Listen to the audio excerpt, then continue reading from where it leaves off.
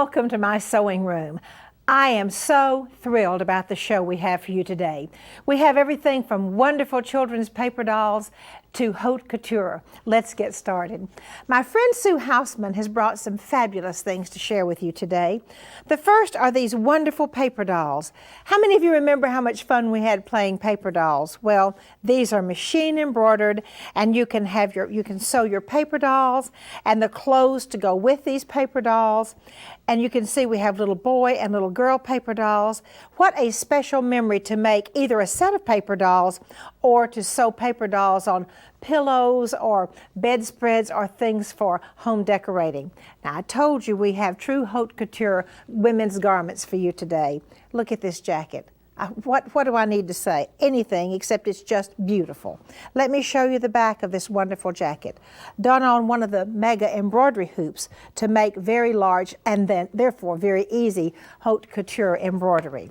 We have another lovely woman's suit that is done with the Madeira applique around the neckline and down the front, and then again just a touch of delicate machine embroidery, which really makes another fabulous outfit. Once again, having the absolute most beautiful machine embroideries to go on very tailored and elegant women's clothing is this suit, which uses a number of textures and a variety. Now, one of the suits, one of the patterns which we have for this series is this jacket I'm showing you in my hand here. It has the most interesting technique on the bottom, which I would like for you to look at just a moment. You can see down here, and it has a wonderful skirt to match it too. But we're going to show you in just a few minutes exactly how easy it is to do a technique such as this beautiful one on the bottom. And now won't you come along with me to the technique boards?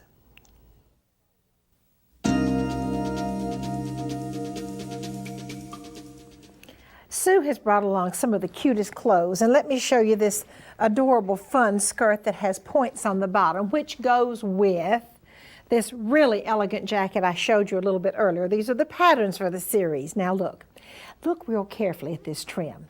I bet you think that this is really difficult to make, and I promise you it isn't. See these wonderful little eyelashy trims that makes it look, as I said, haute couture right here. Now let's see how easy it is to make that particular trim. This is, first of all, the machine embroidery design, which will be used. Next, you put your fabric in the hoop. Now, I have my lavender fabric over this beautiful hand-dyed silk fabric, and it overlaps about 2 inches in the hoop. Next, I will come down to the next step. Now, pretend like this is in the hoop. I just don't have quite enough hoops.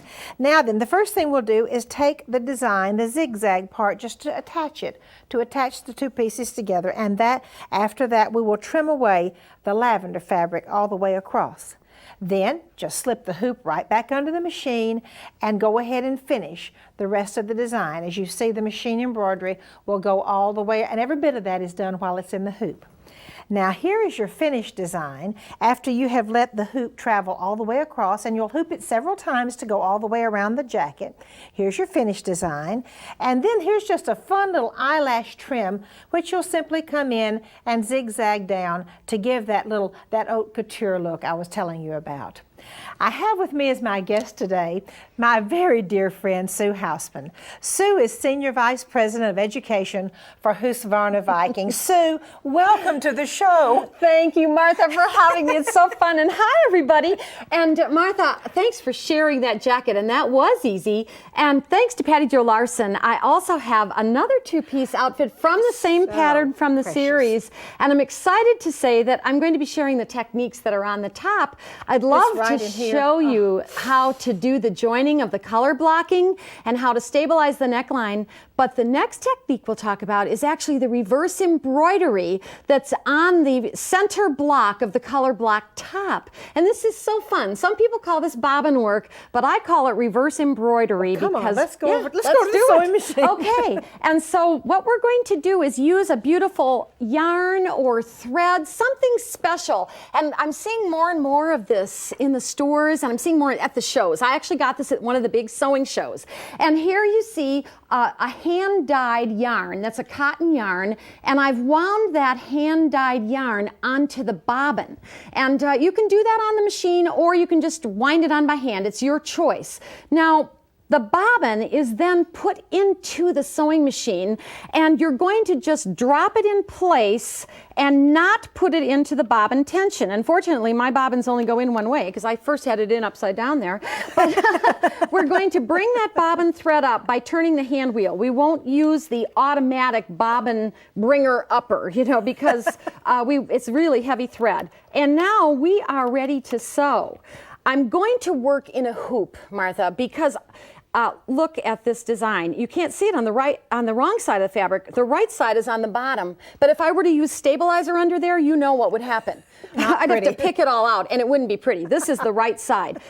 It's my embroidery hoop, but it has nothing to do with embroidery. I'm using it only as a stabilizer. Now, to get it under, I'll use my extra lift of the foot, which allows that to slide under beautifully, and then I just will begin to sew. Now, be sure those threads are under the foot to the back on the top, and you will select, in this case, you could use a straight stitch, which is actually what I have on the pink garment over here, a straight stitch with the decorative thread in the bobbin. And you can see that if I pull it up a little bit, you can look on the underside. That's a straight stitch from the wrong side with that decorative. Again, this was yarn actually pulled out of this hand woven that was wound on the bobbin. Isn't that neat? Yeah, but here today we're going to use a stippling stitch. And this is actually a little handbag with one of the pearl cottons that was on the bobbin for that reverse embroidery. We actually call that Cornelli lace look. But I've selected the stippling stitch, which is on the quilting menu, and I've lengthened it to the longest length, and it is at a very wide 15 millimeter length. So I simply step on the foot control and I begin to sew. Now, again, my machine will feed the fabric. The hoop is simply a stabilizing. I just let it go. When you're doing this type of reverse embroidery or bobbin work, you will want to sew a little slower. Don't run the machine at a real high speed because you're taxing it just a little bit to be pulling up that thread. And you may want to experiment with different stitches, a longer open stitch. I'm going to raise my presser foot to that extra length. I'm going to pull it out. I will snip the threads. I normally would use my automatic thread cutter, but in this case, I won't use that thread cutter because I've got very heavy threader underneath. And that is the end result. This beautiful reverse embroidered stippling. What do you think? Oh, Sue, I think it is so gorgeous, and I think you look so gorgeous in this outfit. Again, it's haute couture, and that's what I told you when I first saw it. Sue, thank you so much for sharing that wonderful technique. You're welcome. And now Sue has a garment construction tip for you.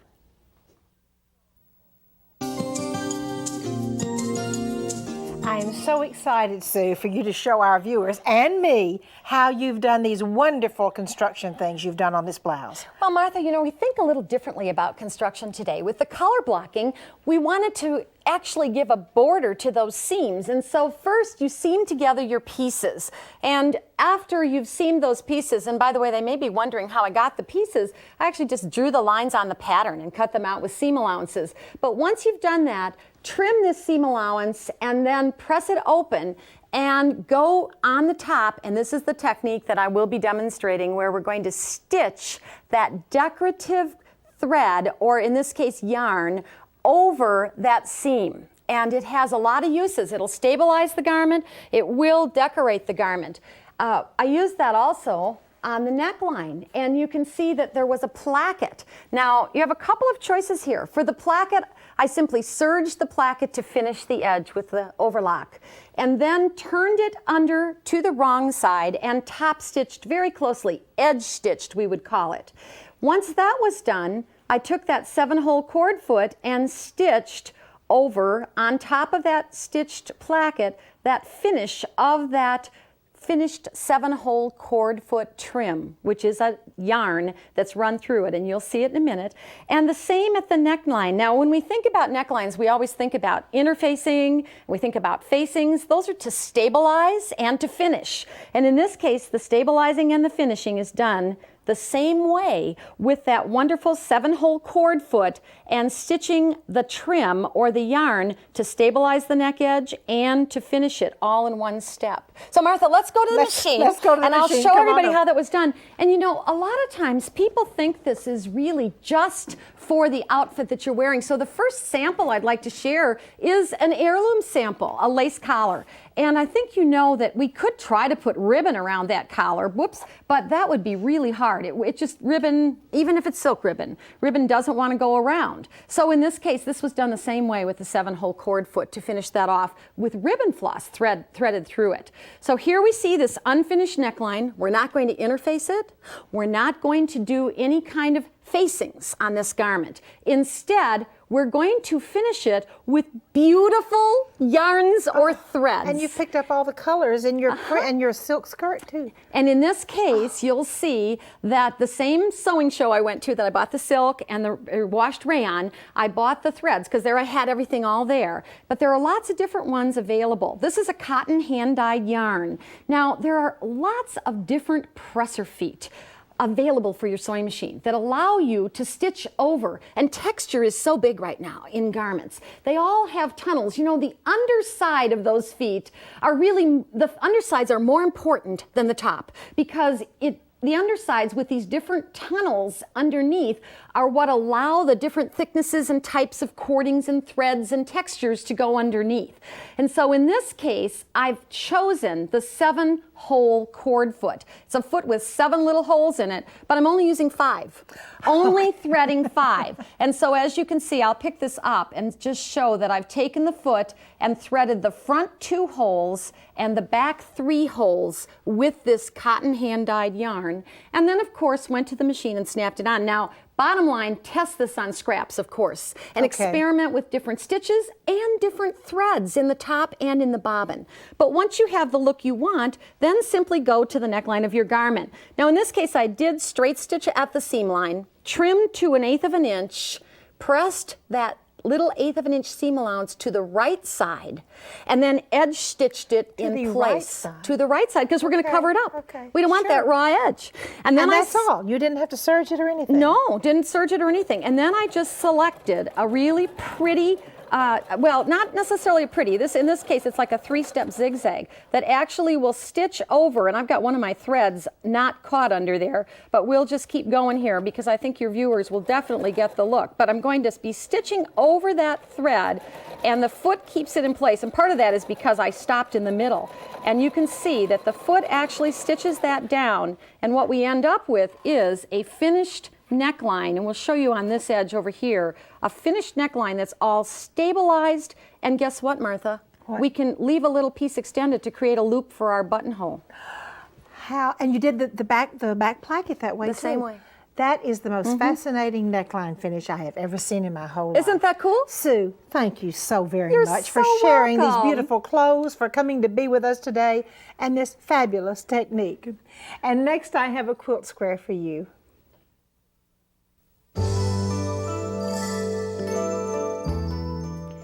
The square that I'm going to share with you today on our beautiful blue Danube quilt is the Organdy Madeira window.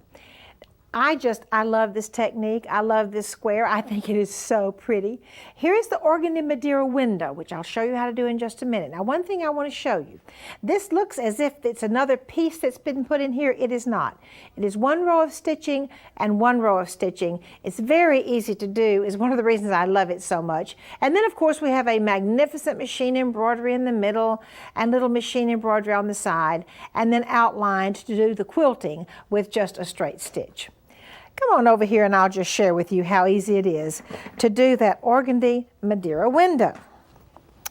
First of all, I'm going to use the magic Madeira, which means I'm going to use wash away basting thread in the top needle. I think it's easier, well, actually, you know, some people say it's easier to put it in the bobbin. Some people say it's easier to put it in the top, so it doesn't really matter.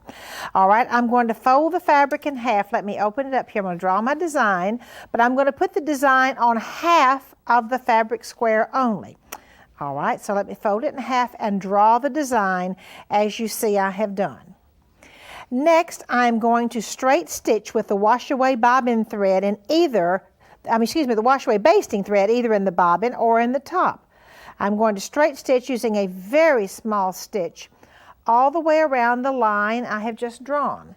And then, as you can see, I have partially done, I have cut away the inside piece. The next step is to turn it right side out.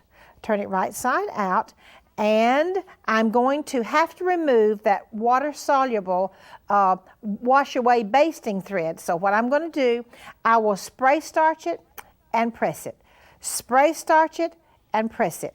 Spray starch it. Now the spray starch is what dissolves that water-soluble basting thread.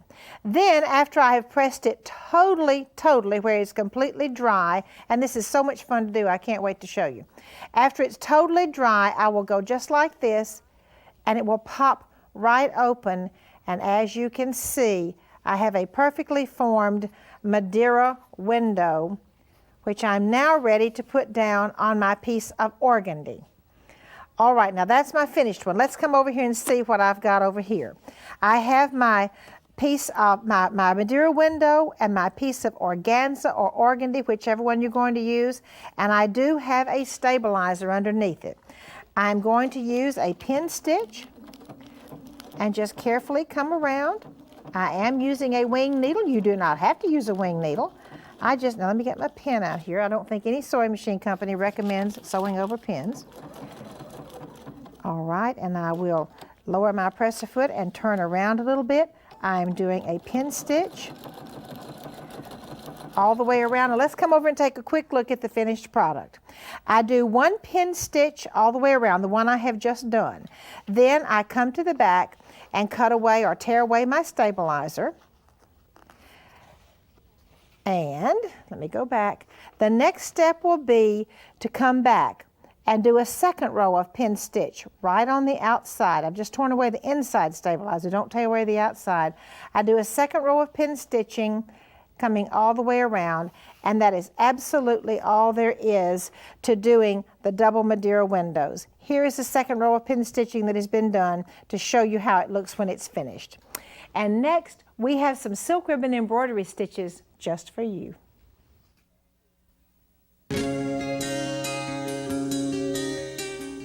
I'm so pleased to have as my guest today my dear friend and business colleague, Beverley Sheldrick from New Zealand. Beverley is one of the most accomplished needle artists in the world today. Beverley has authored her own book and frequently writes articles for sewing publications and needlework publications all over the world, and one of them, of course, being So Beautiful magazine. Beverley, welcome to the show. Thank you, Martha. It's just such fun to be here with you. Now, Martha, today I'd like to talk to your viewers about this very pretty, I think, it's beautiful, Beverley, blouse that I've done for you. It's this tumbling blocks idea that I seem to be doing quite a bit of. Just at the moment, triangles seem to be in my brain. Not triangles, squares, sorry, what am I talking about? It's very simple use of the spider's web rose that most people know, and I have talked about this many times, but I'm always surprised how there still seems to be things that I need to say on the matter, and it's something that I get the most questions about. So I'd like you to see the very moody colours that I've used on this pale pink linen, which is a little different to normal, and also the fly stitch, which I have used just to add a little fluffy sections between those centre roses. Now we're just going to look at it here. We have the base or the skeleton of the rose, that fly stitch, and then a pair of angel wings. Don't make a big one like this. It's a mistake I find that often students make. They forget that the size of the rose is the size of this skeleton. So if you do a great big one, it's not stable and certainly not good for clothing. Now you can see this one here. I've used the first colour. I have half filled the spider. Then I've gone on and I've used a second colour to do give it a little bit of extra depth. And on this one here, viewers, I've used this.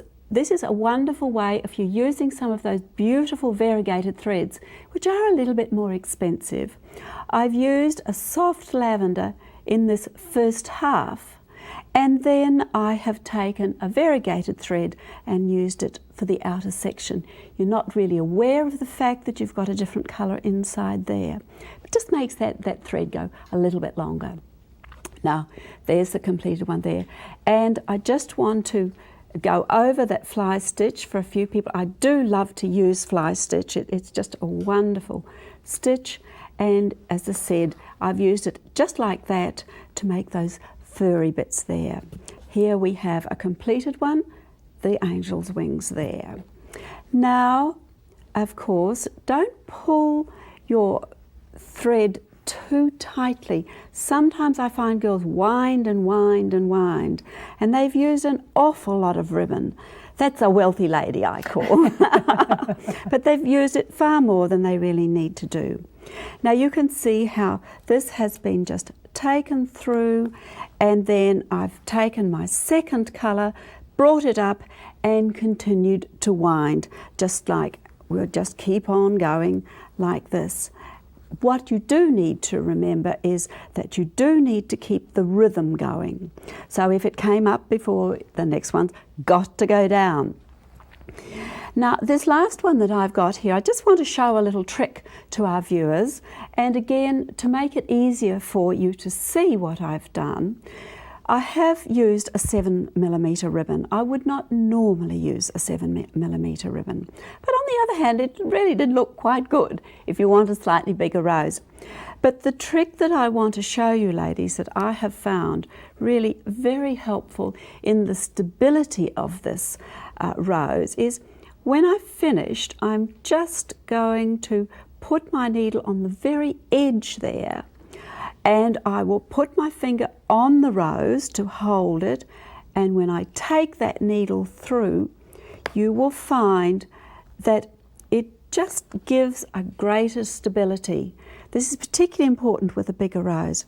Now, there's just one last thing that I would like to say, viewers. If you are working with embroidery threads on a linen blouse, you do need to be aware that the knots that you have on the back are very secure, because linen being a loose woven fabric, if you're not careful, then your knots may pull through. And you might say, but I don't use knots. But sometimes there isn't a spot not to use a knot. So just bear that in mind when you're doing these lovely little fluffies. But it is a very decorative stitch. And of course the leaves are just that split stitch that we all know, or ribbon stitch as you people call it. Beverley, thank you so much for sharing this beautiful technique with us. That's a pleasure. And now won't you join me in my attic?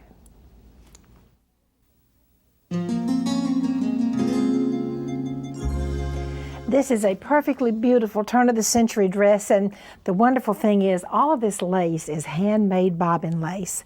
The dress is so pretty with all of its tucks and handmade lace. Now this is the Swiss embroidery and this little panel on the front. Let me lift it up and just show you that it is a panel that has come down, and at the waistline here is more of this beautiful handmade bobbin lace. There are some more little tucks that come down, release tucks, since they stop right here. That's called a release tuck. Now I'm going to pick up this skirt for you so you can see the absolutely wonderful bottom of the skirt, and especially the ruffle. Wouldn't this make a beautiful christening dress made exactly like this? Now, probably you're not going to make this much handmade bobbin lace, but some people do. But I want you to see the ruffle on the bottom of the skirt. It has a series of tucks. Let me count. 1, 2, 3, 4, 5, 6, 7, 8, 9, 10, 11, 12. A series of 12 tucks on the ruffle, some beautiful French lace in between, and then at the very bottom of the ruffle, it's just hemmed. The back of the dress is almost exactly like the front of the dress, so let me just turn it around so you can see how beautiful the back of the dress is also. Just an incredible amount of work that some lady did making the lace as well as the dress. Thank you so much for joining me in my sewing room today. I'd like to invite you to come back next time.